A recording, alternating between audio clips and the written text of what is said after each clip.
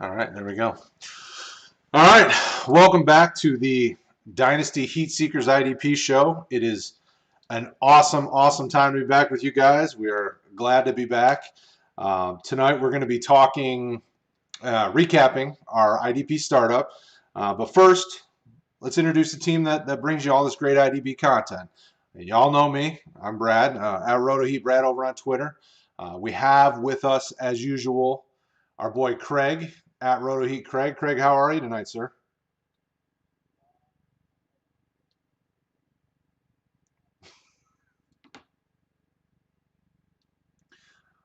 But alas, if you are watching on YouTube, you do.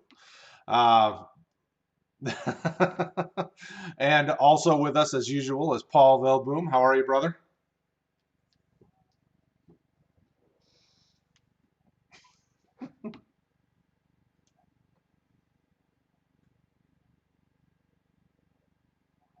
In a in a short time because Skype was brutal. Yes, absolutely. I thought about the Sasquatch, but unfortunately, just is what it is.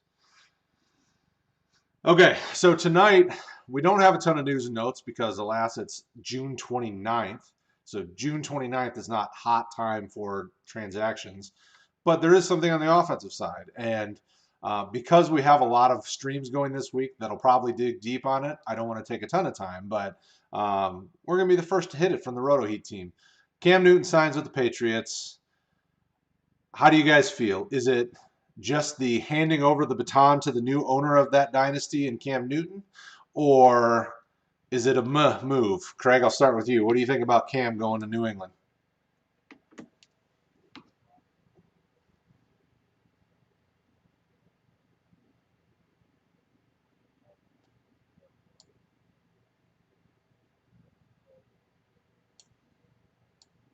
Think that's the reason you see him get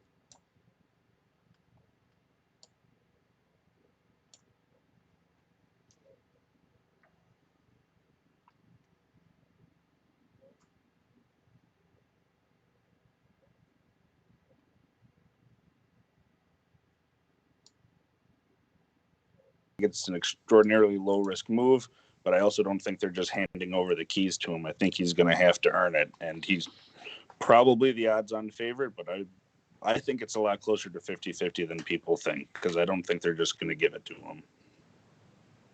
What say you, Paul? Um, I think they probably wanted Love or one of the others from this year, and they finally instead of actually playing Stidham, I think they're going to head with Newton for a year and hope they find the long-term answer next year. I don't think it's a matter of I don't think it's 50-50. I think it's more like when do we see Newton out there? And because I don't think that it's in their nature to sit there and go, okay, we're just going to tank the season away. Um, I think he starts by week 4 at the latest. Yeah, I don't think Bill's into the whole tanking for anybody. I think he goes out to win, and and that's the interesting thing is, and I had mentioned in some of our Discord chats that the type of offense that New England runs suits Cam Newton. Like he's smart. The problem with him has always been that accuracy. Can Bill fix some of that? Probably. He can probably help some of that. You still have a guy like Edelman who's really good at route running and might be able to cover some of those deficiencies. You got James White out of the backfield who can cover some of those deficiencies. I mean, there's pieces in place that, if they really do think that they can win still, if that defense is still up to par, which is debatable, Cam Newton could be very nice in this offense. From an IDP side, I don't care because obviously he isn't a defensive player, but from an offensive side, he brings a lot of value. And, I'm not jumping all over going to try to trade from him because, the past injuries are going to catch up to him. If it isn't now, it's going to be sooner rather than later. I'll let somebody else jump all over that. The hype is just going to be too hot now that he's in New England. Yeah, I agree. So for those watching, if you guys have questions and you want to get those answered live on the show, well, you kind of have to be live on the show with us. But post them, and we're gonna take probably 5 to 10 minutes in the end of the show, and we're gonna hit on those questions. So if you are excited to talk to us, jump on these YouTube live streams Monday nights at 9:30, and we'll answer your questions live on the show at the end. So if you're listening to this as a pod after the fact, sorry. Make sure you get those questions in our Facebook community or Discord chats. We've got all sorts of different ways for you to talk to us about IDP, but so be it. Tonight's topic, like we said, we're talking recapping, kind of the first group of draft picks in our mock that we did. It's probably going to cover about the first 18 or so rounds, but really we're going to focus on when IDP comes in the equation. And that happens at about the 5th round. So as we talked about on some of the earlier shows, we started really back half of the 4th round, start considering where to take an IDP guy. And I wound up biting the bullet at the 502 and taking Darius Leonard. There are a lot of other IDPs that start coming off the board, but you don't see them still nearly as hot and heavy. We've got at the 502 Darius Leonard, and then shortly thereafter at the 505 Daniil Hunter, 506 Jamal Adams, Joey Bosa, Jalen Smith, Budda Baker. Then you really start mid-5th, you start seeing a lot of guys start coming off the board. Kraig, was there any surprises in the first 2 rounds of the IDP selections, or did you feel good about kind of the 5th round being where we start seeing those come off the board, typically in the drafts that you've been a part of? With this scoring that we use when we're talking about IDP, I certainly can understand it. I think we'd gone over in that first episode, it's a little bit earlier than I generally take guys. I'll take one here or there if I'm seeing runs on someone and there's someone that I, the end of a tier or something that I know that I would want. The biggest surprise to me, and I know I'm a little bit different from you two from our discussions on it, but it was early for Chase Young for me. I mean, I like Chase Young, but at the 604, without seeing anything on the field, again, I'm that guy. I'd probably wait. There's other guys I would have taken over him, but I can understand how someone who's high on him wants to get him there. But for me, I mean, just looking over the first, 8 rounds or so here, that's the big one that stands out to me. Well, and you're right. So my one of my teams took that choice, and the thinking was kind of the young upside could be really dynamic, but players behind him that were drafted are definitely more valuable because we've seen what they can do.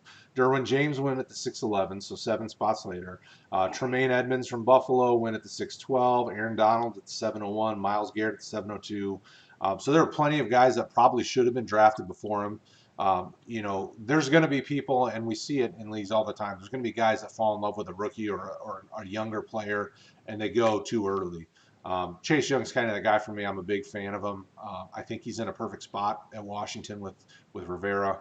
Paul, as we hit the the 6th, 7th, 8th round, were there picks that were surprising or not surprising? Kind of as we rolled through it, how did you feel about that?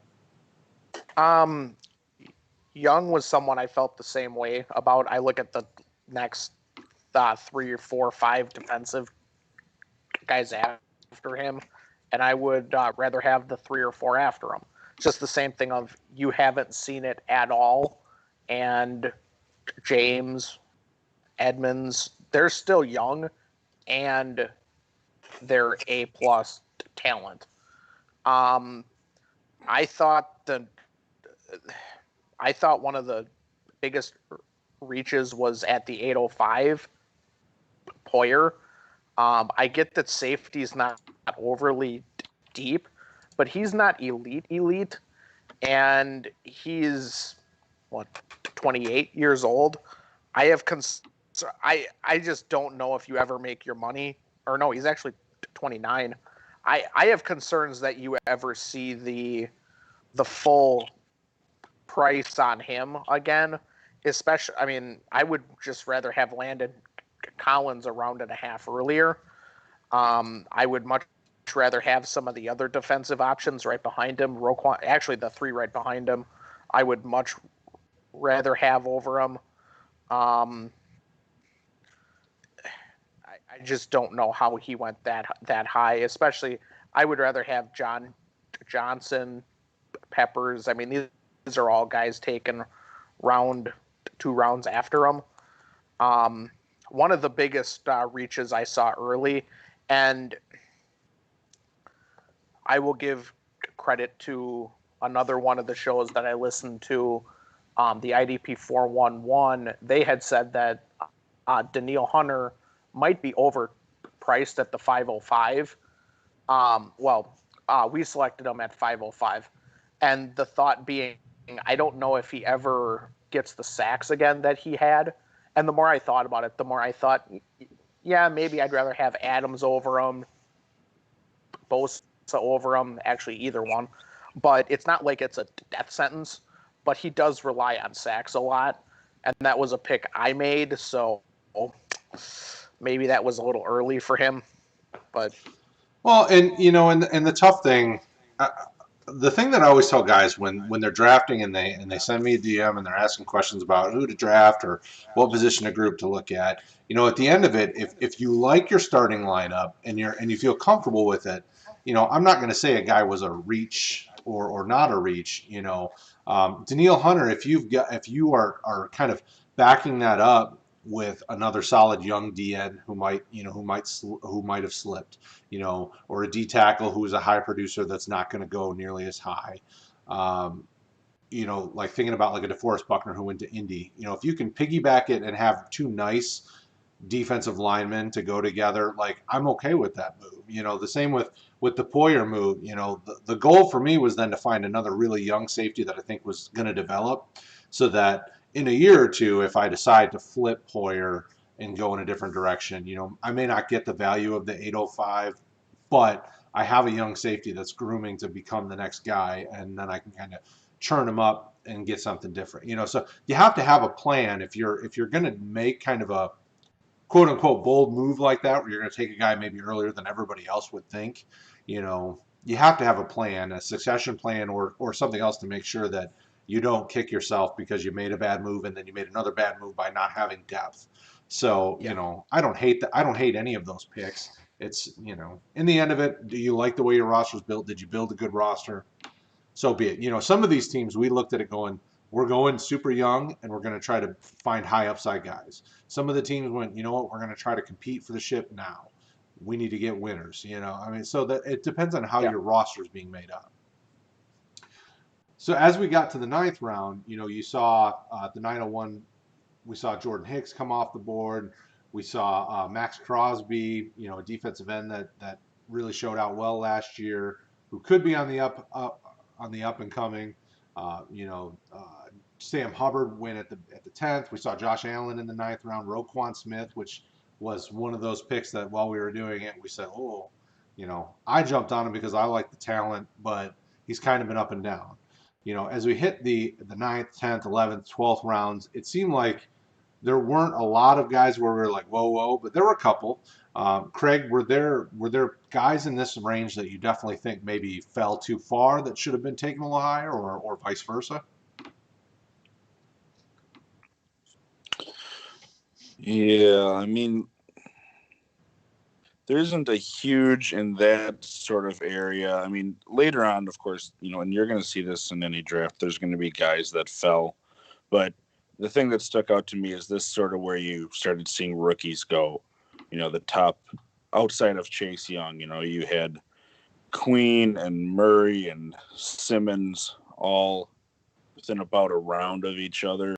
Murray went at 10-6. Simmons went at 11-7.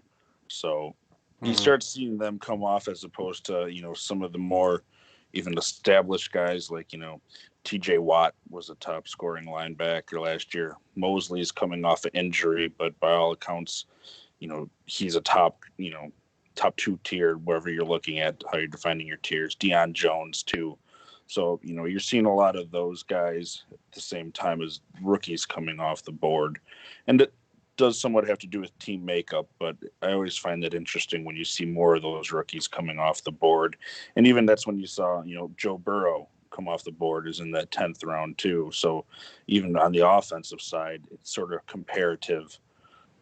So that's the big thing that stood out to me looking at those rounds. Yeah, and for some of it, like Grady Jarrett was a big one for me at the 10:03. So the interesting thing about Grady Jarrett is I think he can be a really nice startable D tackle. But when you saw some of those linebackers and even a guy like Jabril Peppers go at the 10:09, who I think is before the injury last year he was like a safety one. I think he was like 11 or 12, and he probably Third would have. overall. Was it third overall? Okay, so I was way off. He Third was a overall. safety one. Because I played him. I played him all year. Did you? Yeah. And he's in a good spot. He's young. He's talented. Like I expected, the Grady Jarrett was the only guy in the 10, kind of the 9 to 12, 13 range where I was kind of scratching my head.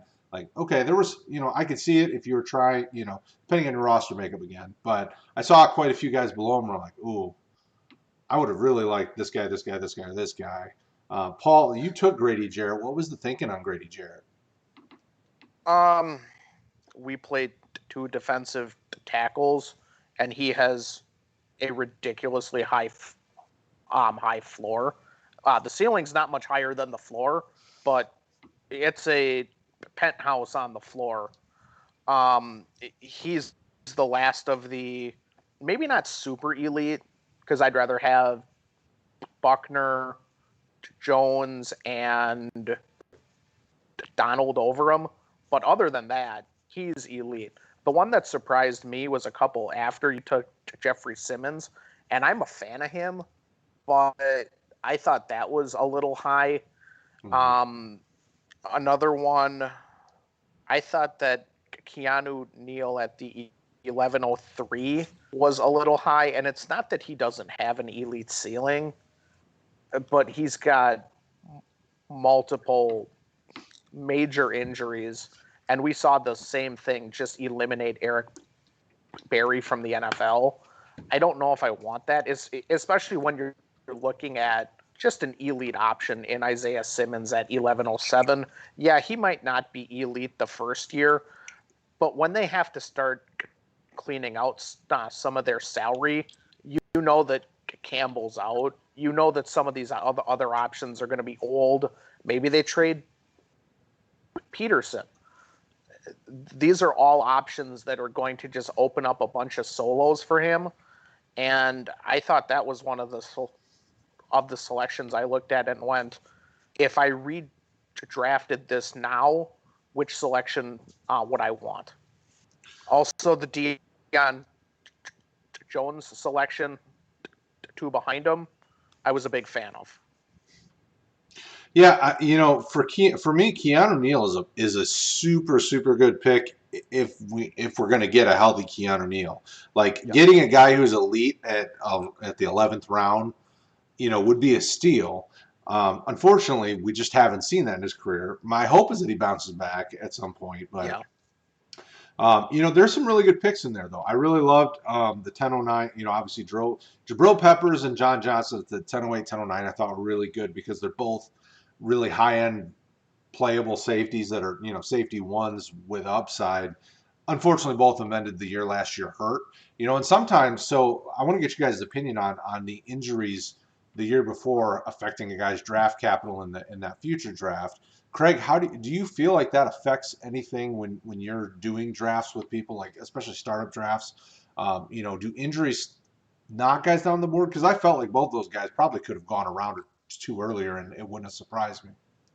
Yeah, I mean, if you're, looking at Peppers specifically, when he played, he was the top 3 or whatever guy, but he ended as like the 20th safety overall, which is around like the 25th or so defensive back if you're combining, and we didn't in this one. So if you're just looking at safeties, he fell probably farther than he did because of injuries, but it all depends on how savvy your owner group is and what sort of draft you're doing.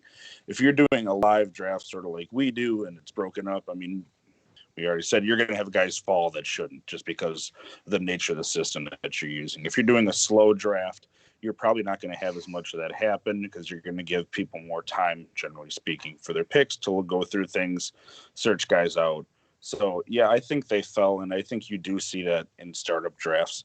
Dynasty, unless it's a recurring thing, you probably don't see it as much as far as their value, because most owners are going to recognize, year to year, this is where they were at before things went off the rails. So I do think it happens, but again, you're only looking at a when you're talking value. It does create a place to find value on those guys if that's what's going on in your league, and that's something you can identify farther on down too. I don't remember where he went, but if you're talking about a guy like Quan Alexander and he has much more lingering injury issues throughout his career, but he also probably went later in this draft than he should have because he was taken somewhere in the 20s, and I think it was the late 20s. So you're going to find that just in general with players. Absolutely. And you started to see, as we moved into the back half, the 12th, 13th round, you started to see some really interesting options come off the board. 13th round specifically, we had kind of a mini run on defensive ends. At 13-1, we saw Frank Clark. Then at the 3, DeMarcus Lawrence, Brian Burns, then Yannick Ngakoue. And you really start to see a lot of heavy IDP options coming off the board. And then at the 1307, we had Jeremy Chin. So this was an interesting one to me because I love the landing spot. I'm interested to see how Matt Rule deploys kind of this 3-4 type defense with some of these pieces. I think Chin can really mop up a lot of tackles between him and Shaq Thompson based on the way that defense is kind of built. You've got Brian Burns, who probably will get stuck being a stand-up kind of outside 3-4 linebacker, which could be very sloppy for him. I think he's better suited in a more of a 4-3 front. But what do you guys think about especially a guy like Jeremy Chin, and then in a larger perspective, kind of the 13th, 14th, 15th round, Paul, were there guys that stood out to you that you thought were really good in those spots? And then seeing as you took Chin, tell me what you think about Chin. I thought he was probably a B- NFL talent, and I remember all those old Oakland teams that were below average and they picked 5th every year, and they always had a safety that was just super high for IDP scoring. And Chin is basically a hitter first and second, and if he can do most of what you had out of Eric Reed, you're immediately looking at a top 5 option at the position and someone you can immediately sell for a lot higher than what you invested in him. I wasn't as quick on the he's going to be elite train, but the more I think about it, he has a super elite ceiling. Like he can honestly be Jamal Adams from a fantasy perspective, just because they don't have a lot up the middle, and he's going to be on the field every snap because they don't have anything else at safety. I did like a lot of the linebacker selections in the 12th round. I know you asked about 13 through 15, but yeah, you can jump back. Schobert was really solid. Watt was really solid. TJ Watt, linebacker. Cunningham, he's elite every year. He doesn't get the respect he deserves. I like those selections a lot more than some of the safeties in that range. Like we saw Sean Williams. I don't know how Cincinnati deploys that. And Harrison Smith, just because of age. I like the Taylor Rapp selection. Almost on the same thought. I absolutely hated him from a scouting perspective, but when I realized that he was going to see the field and he was, let's just be honest, he runs a 4.6 840. He's kind of slow. They're going to throw at you a lot, and he's a good hitter, so he's going to get the solos. We'll see if that holds up for him. So you're looking at some of the other ones. Yeah, I like the Tracey Walker pick too. Tracey Walker's a guy. Detroit's defense is pretty trashy. Like there's not a lot of IDP options on it, but Tracey Walker is really solid. The only concern I really have with him, and I'm the Detroit guy on the team, is the dude just tries to missile launch into every tackle, and he gets himself hurt doing it. He needs to tackle smarter. He needs to be safer with his body because if he's not available, he's not going to help your IDP team. But the talent's there, and I think he's a really good fit. And I think he's kind of a guy, the range that he has, he could be in a 4-3 or 3-4. I think he fits perfectly fine either way. So I thought that was a really good pick. Is there anything that stands out here, Kraig, to you? Was there anybody that you were like, oh, this is a really good pick, or something that was really surprising? I mean, you start as we get to like the 13th, the back half of the 13th round, we see Ronnie Harrison go at the 14:05. Shaq Barrett's at the back end of the 14th. Xavier McKinney. Then we get to the Montez Sweats, and we even see a corner go off at the 15:01 in Marlon Humphrey. What stands out to you, and as you move into the later parts of the teens? Yeah, I mean, it's sort of similar to what we saw earlier in the draft with, defensive tackles being probably taken higher. I mean, Aaron Donald's kind of exempt from that, and even to a degree, Chris Jones, because they just put up numbers. But you're probably seeing guys like that go higher in this draft than you would in a lot of drafts because we're taking, each specific position. Two starters for each is how it had been set up. So, I mean, that's why you're seeing Buckner, Chris Jones, and Donald all like in round 7. And then you're starting to see the same thing down here where, sort of your top end corners, every other position had a whole bunch of guys go, but now your corners are starting to come off generally because, that position's more volatile than safeties. Generally speaking, year to year, you can predict, top safeties to be consistent more than top cornerbacks for a longer period of time. But yeah, that was the big thing that stuck out to me. You have Humphrey, like you said, at 15:01, and then you're looking at Trey Flowers, 16:01, and I think White came off like 17:03. So, Kyle Fuller was after that. So some of the bigger name guys that are more reliable for points, you're going to start to see come off in that range, which is what stuck out to me. And I definitely want to point out it's reliable fantasy points, not good corners. Because good corners typically don't get thrown at. So if you're a guy who's especially newer to IDP, and don't go for the big names. Jalen Ramsey's not going to get you a ton of points. Marlon Humphreys may not even get a ton of points. The way that defense is set up, he might have to get points just because it's Marcus Peters on the other side. So as an offense, you have to pick your poison. Somebody's getting thrown at, and the safeties are good, and the corners are good. So I'd be careful when you're drafting corners to don't go with always the big names. Think of like the DeAndre Bakers of the world. The rookie last year, he put up a decent amount of points because he's a rookie. So, if you're looking at drafting in your rookie drafts, Jeff Okudah is probably going to get targeted a bunch this year. If he becomes a lockdown corner in year 2, 3, 4, that probably isn't going to do you anything for your fantasy team. But, so I wanted to point that out and make sure that we preface that. Paul, do you want to add anything onto the cornerback conversation? I streamed Mike Hilton all last season in a league. I don't think I knew who Mike Hilton was until week 6.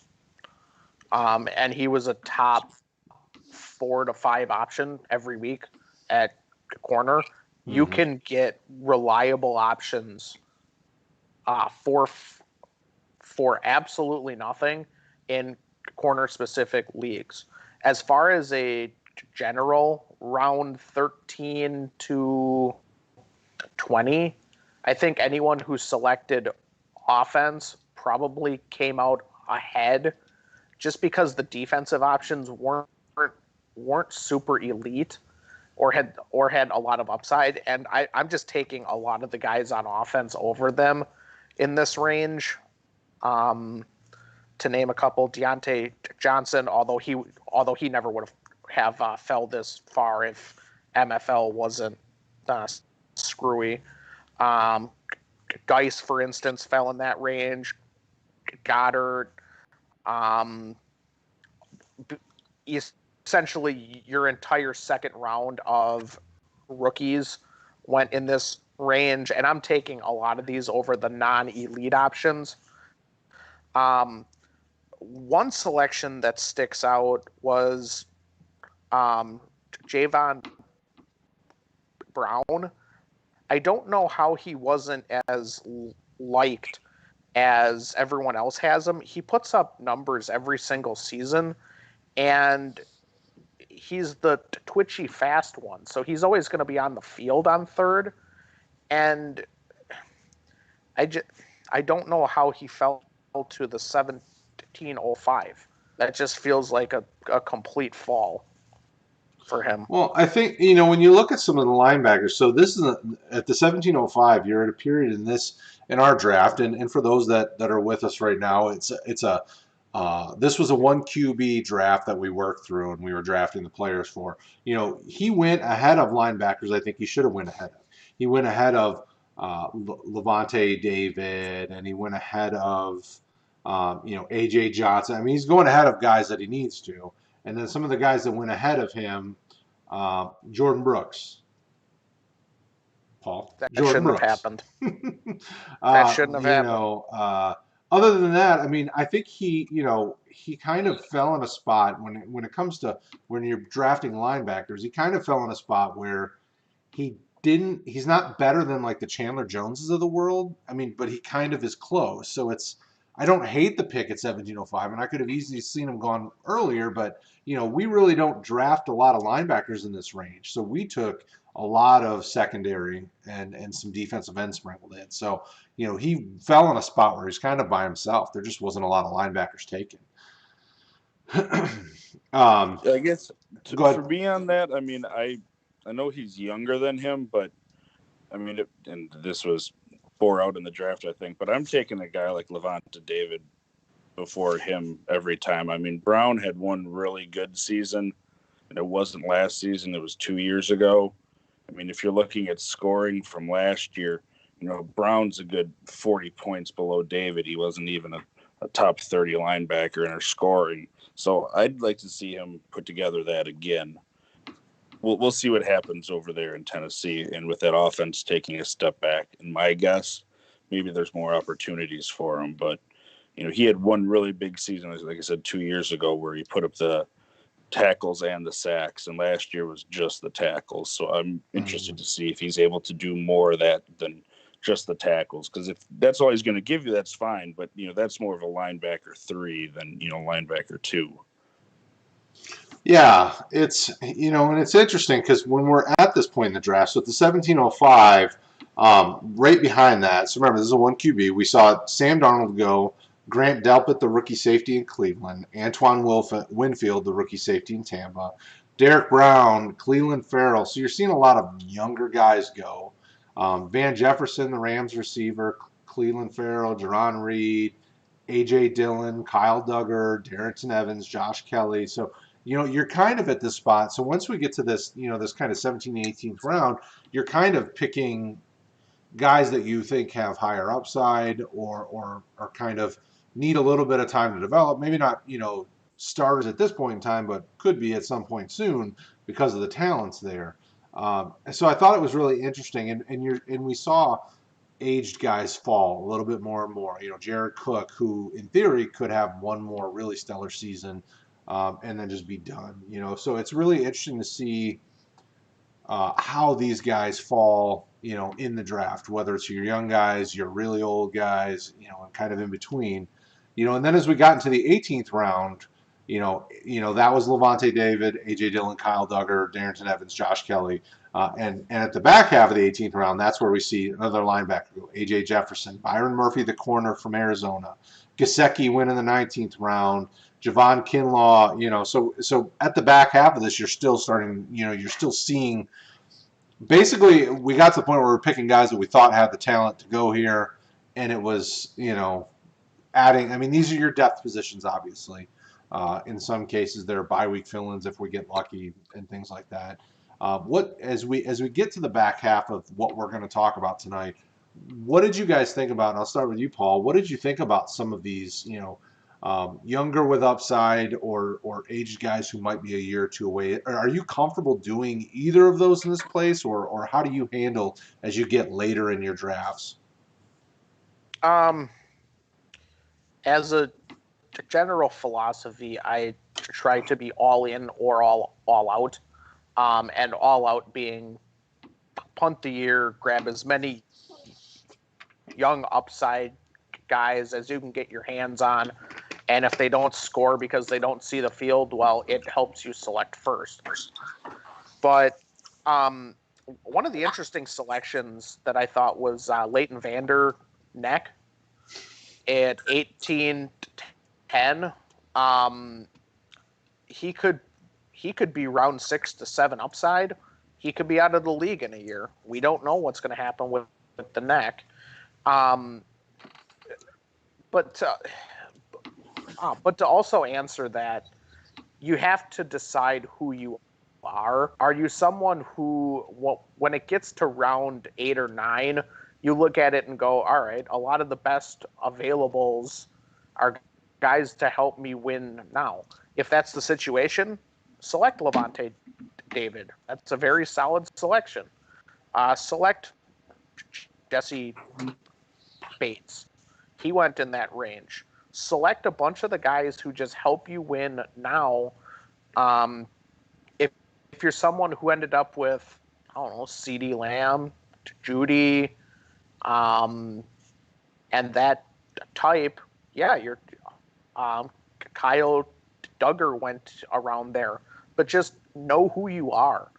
Don't sit there and go, all right, well, I didn't grab anyone who helps me now, so I'm going to take Levante David and just hope that he produces 25 a week to make up for my offensive deficiencies. It's just not going to happen. Just know who you are is really what it is. So at what point, so when you talked about punting it,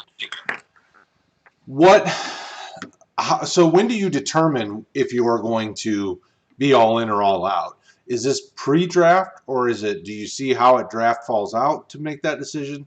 What's your mindset when you're thinking about going into a draft, especially something like this where you're drafting full IDP, or even something that's deeper rosters? What makes you lead you to that decision, Paul? I was gonna say I play how many leagues with either you or Kraig? I think I punt every one of them year one. I almost make it known, and yet it still surprises me that no one else follows the strategy. I take a very unique approach in one of these, and anyone who's following, they can look at Paul 4, and that would be what my team would end up looking like. Now, I hated some of my own selections, but they were the best available rookies. Like, I'm not a Willie Gay fan at all. I think his eye discipline is crap. I will never select. What was the other pick? I would never pick. I would never select Hollywood Brown ever. I would never select Minshew ever. But they fit the profile, and some of the other guys that I had wanted in those spots were already selected. So, but if you look at that roster, outside of Mahomes and maybe CEH, name me someone who, quote unquote, hits the first year. If every one of them whiffs, you pick first, your guys become 1 year older, and you can absolutely dominate, because there's always going to be someone who sits there and goes, all right, I'm going to select half my team young, half of them old, and when the guys who are old fall on their face, they're going to be staring there with an older roster. They select fourth, and they don't know what to do, and then you scoop in and go, all right, well, I'm not going to necessarily win for this season. You scoop up what they have at the end of the year, and then you become dominant from the second year when no one sees it. I know that's a long answer, but I decide before. So, Kraig, how do you have that same type of mentality? Do you decide going into a draft whether or not you're just going to try to build a really young roster for the future or try to win it now? Like, what's your thinking going into startup drafts? If I'm just running my own one singular team and not doing something crazy like this, you know, I generally do try to have a plan. I mean, I don't know anyone's just going in thinking, I'm going to draft a bunch of really old guys and hope it goes well. I mean, you usually either have someone who's looking to try to get a younger team for the long term view or someone who's trying to do the win now with a mix. And, both of them have their merits, but I think it's harder to try to do that in between approach. From my experience and what I've seen in leagues where people are trying to have the best of both worlds, it's much harder to have that balancing act long term and have it hit. And that's why you see in a lot of leagues, guys end up dynasty leagues, of course, where they'll end up just selling off future assets to get guys that are in that win now mode to push them over the top, and guys having a fire sale of their older players to get younger assets to move to one end of the spectrum. If you're trying to sit there and do that balance in your startup draft, I think you have more of a chance of succeeding in that first year or two. But if you're not paying attention to what happens to your team while the draft is going on, and then also after the draft in first year or two, you're going to end up stuck in that middle zone, no man's land, where you're just out of the playoffs, you're just in, and probably not good enough to win. And that's not a place that anyone wants to be. Well, and probably the Brad 3 team for me is the one that is closer to what I would actually draft. How I go into it, because typically in any startup I tend to start with kind of the running back wide receiver type combination, but especially in IDP ones, I tend to start drafting IDPs, especially the ones I love early. And Jamal Adams was one of those kind of 5th round type picks that I'm jumping all over. I don't care what team he's on, he's going to give you really elite production, fantasy production. But it's kind of a roster that's balanced. But I don't want to say there's any really amazing, there's nothing stands out. It's just a solid roster. It's a very competitive roster. When I tend to win championships, it tends to be I've got a very balanced roster.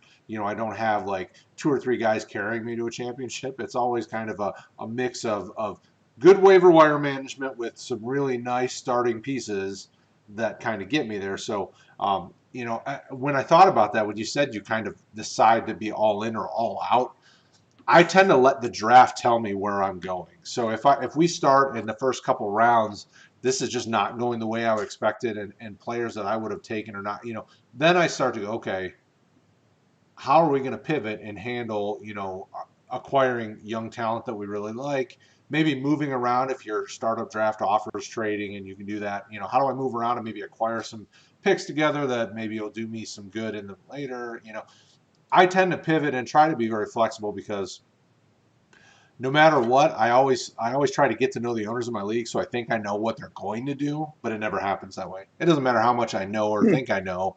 The guys, somebody comes in and and makes a move that I'm like, oh, I did not see that coming, and it kind of causes me to rethink things a little bit.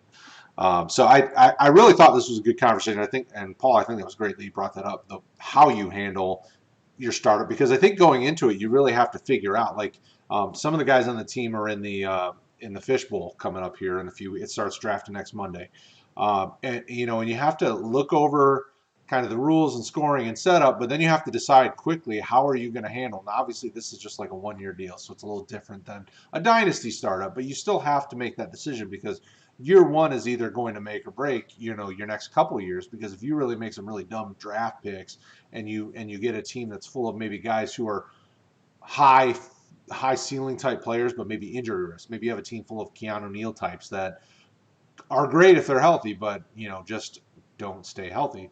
That really sets you up for failure. So you have to be careful there. So at the back half, and Also you guys on the other, oh, go ahead, Paul. Also on the other end of that, if the poker phrase is, if you can't spot the sucker in the first half hour, you are the sucker. If you don't know who you are by round 8, you're the sucker. Now, I'm not saying if you don't I moved my 4th for a 9th, a 10th, 11th. I mean, okay, that's one thing. If you don't know who you are, like by round 10, if you're in or if you're out, you're the sucker. And you're going to be selecting 4th, and that's not going to be high enough to get one of the premium assets. And you're also not going to be good enough that you make the playoffs. You have to know who you are by round, I'll even say 6. I'd say, by 10, your roster is going to tell you what you are, Yeah, 10 rounds in. Yeah, you can't look at it and go, okay, well, maybe I'm this, maybe I'm that. If you're not committed, you got to make a decision and make it fast. Yeah, for sure. So as we wrap this up and move to the Q&A portion of the episode, I think it's interesting to point out that, this obviously is just a 1 QB league. If you're interested in finding out our rankings for IDP, RotoHeat.com. We got your rankings there. If you've enjoyed what you're hearing on the live stream, make sure you like, subscribe. RotoHeat's pumping out nightly, weekly live streams. We're covering IDP. I'm also hosting our Thursday Night Devy show. We talk about a lot of these conversations, and we try to go deep and have the conversation about the thinking behind the decision, because it's great to see our rankings and see kind of what we think, but you have to really get the mindset of how you want to handle building your roster, how you want to handle week-to-week preparation and handling roster management, waiver wire activity, startup, not only the startup drafts, but rookie drafts, how you want to handle it. Like we got you covered. And I think these conversations are really important to have, because if you don't know what you're doing, moving, into your startup draft, how are you ever going to handle rounds, 15, 16, 17, 20, 30, whatever, however deep your draft is, if you're not ready to know this is what I'm going after? Because you're going to need to be able to move around your draft. I mean, you need to figure out and target players that you want. We didn't offer trading here. We just said, pick the guy that you think fits here based on the team that you're building and so on. But Kraig, before we move to the Q&A part, are there any thoughts about this draft as a whole? Now, obviously, next week we'll finish up recapping the back half of the draft and maybe some sleeper type guys. Was there anything that you were thinking as you were doing this draft that nuggets of wisdom that you would want to share with the crowd? Things that you were thinking about that you probably wanted to do differently or should have done differently? Oh boy. It's harder to be invested in that mindset when you're trying to look across the 3 or 4 different teams that were running here, because each of them you can probably look back and find something that you think, oh, I should have done that differently. The biggest thing, and I mean, this isn't, we had these discussions amongst ourselves and with the community, but make sure going into it, what you're doing in terms of league settings, scoring, roster size, and makeup, because you don't want to be that guy that's in round 20 and you're seeing cornerbacks come off the board in real life and you're wondering why, and then you realize all of a sudden, oh, we have to start 2 cornerbacks each week. So, there's more leeway with a position like that, like Paul went into, but it's the same thing with defensive tackles, or with that option now being out there for an edge position. We're not doing that here, but if you have edge versus defensive end, linebacker, or D-line, just knowing all that stuff is key to, any sort of success. You don't stumble into success like that. And kind of knowing where you guys were going with your teams made it a little bit easier for us to probably navigate around. But the biggest thing that I probably would have been doing differently is, just because there were so many of these teams that we were using, I didn't have a set plan for each team going into it. I really did more so just see sort of where the draft fell. And if I were doing this for one team by myself, I probably would have had a more set plan going into it. So if there's anything different, it'd probably be that, because all of my teams are probably sort of in that middle competing, but they're not ridiculously old range, which is great for, like I said, the first year or two. But how that would play out long term, probably for at least half of them, it wouldn't go well. So as we get to the question section of the show, we have one really good question that I want to make sure we touch on, and it's kind of a question that was baked off of the conversation. So our boy Jaws over on YouTube was talking about hoping, based on how we've talked about Kenneth Murray, he's hoping that he falls to the 310 in a rookie draft. Now, obviously, this is a mixed offensive defensive rookie draft. It's hard for me to see that because he's probably, in conversation for the top linebacker spot in this draft class, depending on how you feel about Simmons and Queen. Do you guys think in a mixed league? Now, this sounds like it's pretty deep because that's what he says. It's pretty deep. Do you guys think that Murray could last that long? And where do you think kind of the sweet spot is for him? And I'll start with you, Paul, and I'll end it with Kraig. I had a league where I had a bunch of early firsts and didn't have a lot behind it. I randomly fell into the 3-2 selection because it was a complete throw-in.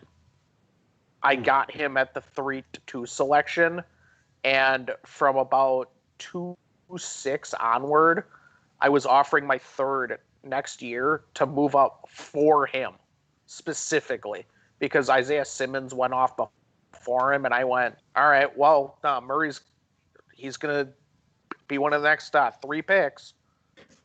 Didn't take him.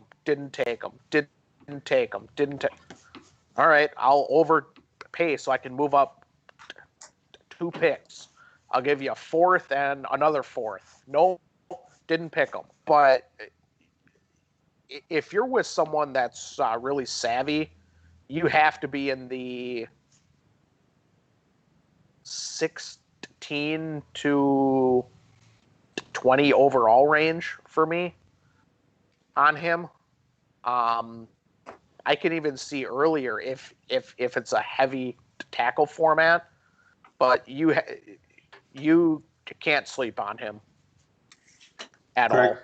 what do you think, Kraig? It really depends on your scoring. I mean, if you have a system where IDP scores sort of like the scoring we've discussed on the show and use, I agree with Paul. I mean, you're going to need to take probably a mid-second anyway, but that's where knowing your league comes in too, as far as not only the scoring and setup, but the other owners. Do you have teams that need a linebacker or someone that's going to be taking him in that sort of range, or is it a situation where you think that the defensive players usually fall to the 4th round or after? If for your league it's normal for IDPs not to go until the 4th round, well, you can probably wait that long. But if IDPs are even 3rd round normal, I don't think you can wait that long to get Murray. Yeah, most of the leagues that I'm in, he didn't go any earlier than 212, and he didn't go any later than kind of like the 305, 306 spot. So I think 310 is pushing it unless you know your league isn't going to draft IDP high. I will say that most of the leagues that I'm in drafted Patrick Queen and Isaiah Simmons ahead of him. But I don't, I didn't have any picks in those ranges, or else I probably would have taken him, kind of before, Patrick Queen. Maybe not, I don't know about Isaiah Simmons. It would depend, but definitely late second, early third at the latest is probably the best you're going to get. So, Jaws, we hope he falls to you, but you may need to try to move up and get him depending on what your league looks like. Yes. Go ahead. Or the other option is you stay where you. If you have decent backers now, like let's say you do have Levante David, you can probably pick up KJ Wright for a 5th. Maybe you just, if he's there, you pair up Seattle guys and just take Brooks at the end of the 3rd. But I would make every effort to move up for one of him or Isaiah Simmons if anyone has the ear for it. Absolutely. So that's it. Our show is over for the week. We are glad that you're here with us, hanging out with us, listening to us at whatever point you're checking it out. Make sure you go over to RotoHeat.com. Stay up to date with all our IDP content. Kraig has been doing an amazing job pumping out individual player outlooks on the defensive side. I've pumped out a little here and there. We are putting more and more IDP content out there. Not only Paul, Kraig, and I are doing rankings, but we're doing articles. We've got our streams and podcasts. We're focusing on IDP because IDP is a big deal. IDP helps make leagues better. We are, as a community, not only over on Facebook but Discord, but we are building everything here. We got IDP, we got Devi, we've got DFS, we've got redraft. We've got your typical dynasty. We are covering everything we can to help you guys make your fantasy season successful. So until next time, Kraig, Paul, we are glad that you were with us, and we will talk to you